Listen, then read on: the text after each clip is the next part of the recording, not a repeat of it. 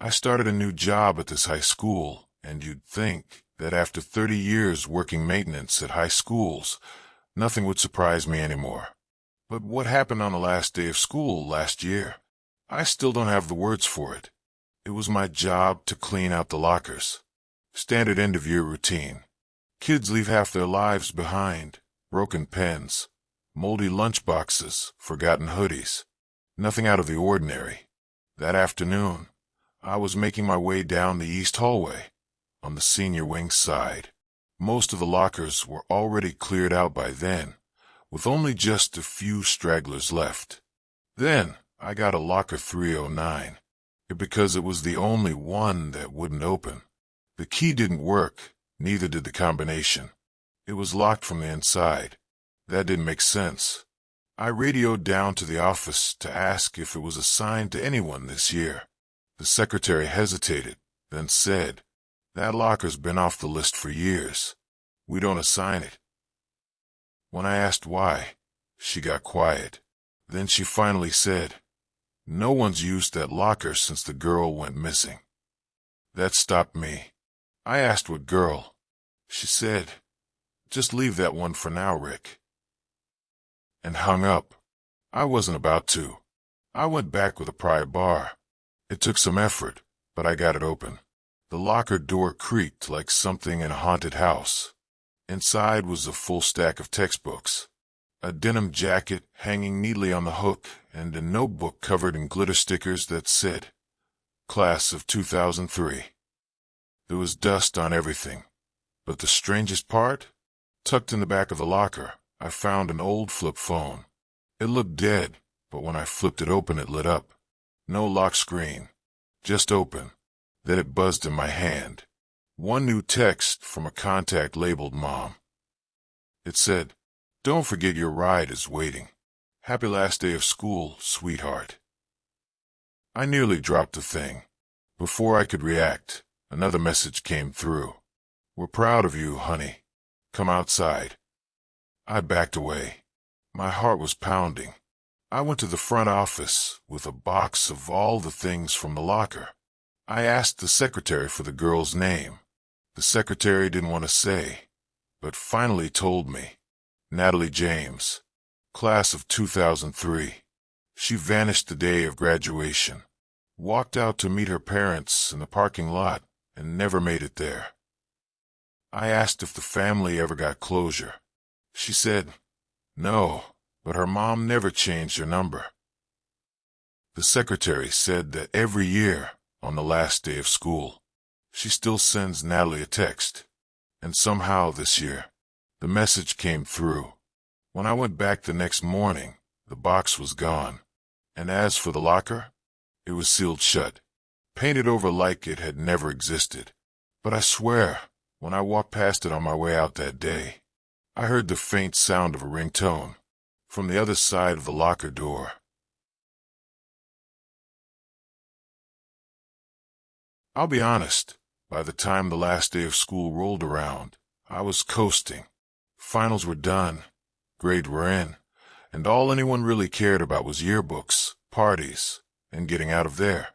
That afternoon, we were all sitting outside near the courtyard, trading Sharpies and signing each other's books.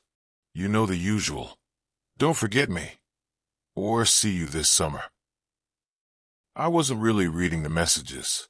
I just kept flipping through pages, half nostalgic, half bored, until I got to the senior class photo. And then I stopped. There was a girl standing in the back row, off to the side, half in the shadow of the gym door. She had long, straight black hair and pale skin. No smile. Just staring at the camera, like she was waiting for it to blink. I had no idea who she was. At first I thought maybe she was in another homeroom, or just some shy transfer who didn't socialize much. But even then, I should have at least seen her in the halls, right? So I showed my friend Ellie and asked, "Do you know her?" Ellie leaned in, squinted, then frowned. "No clue. Kinda weird though, she looks edited in. Like too sharp." I thought she was joking, but then she added, "You sure she's in our class?" That's when it started feeling off. I flipped back through the yearbook, looking at the club photos and assemblies, anything group-related. And there she was again, in the drama club picture. She was standing just behind the curtain. In the prom photo, she was standing near the back exit, her face barely visible. In the spring dance group shot, she was half covered by someone's shoulder. She was always there, always in the background, and always alone. I felt this cold pit in my stomach, like I was discovering something I wasn't meant to notice. So I took the book to Mr. Keller, our yearbook advisor, and asked him about her. He barely glanced at the photo before stiffening. He didn't say a word. He just closed the book gently and said, "That's not possible." I asked him what he meant. He looked at me for a long second and then said, "Come by after school, Mason. I want to check something in the archives."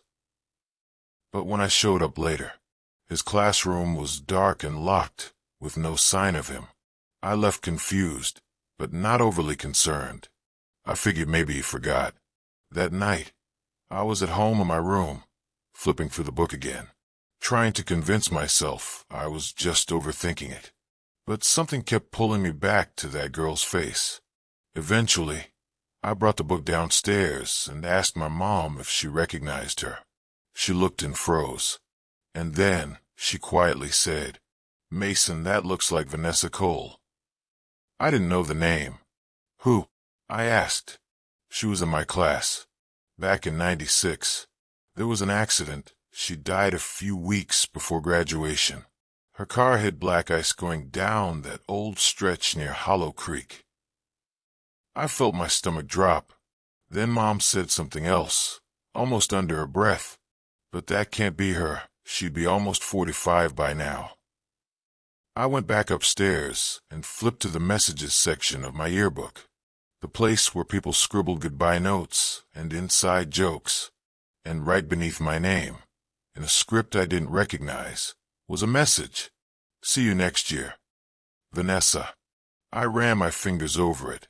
The ink was real, not printed, not part of the design.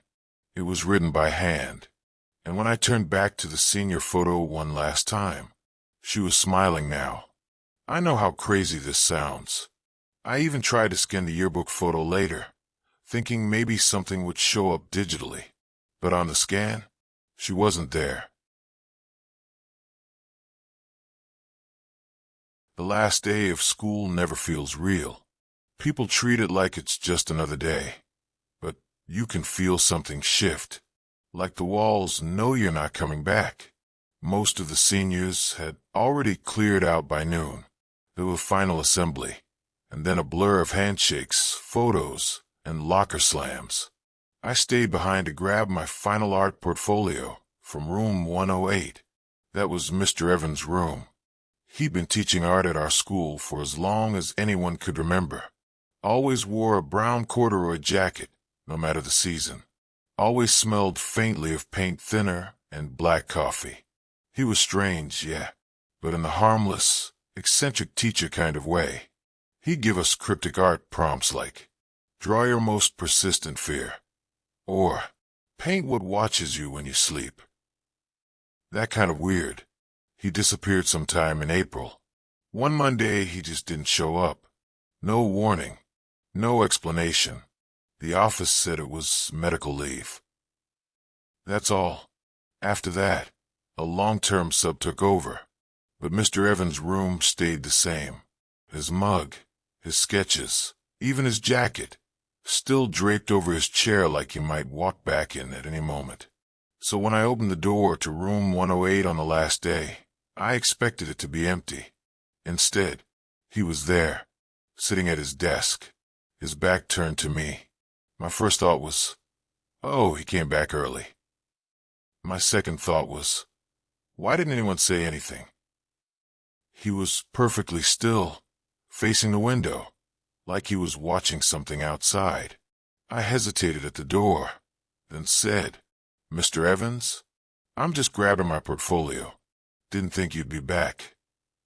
No response. I stepped in slowly. The room felt colder than the hallway. No fans on, No AC. Just cold, stagnant air.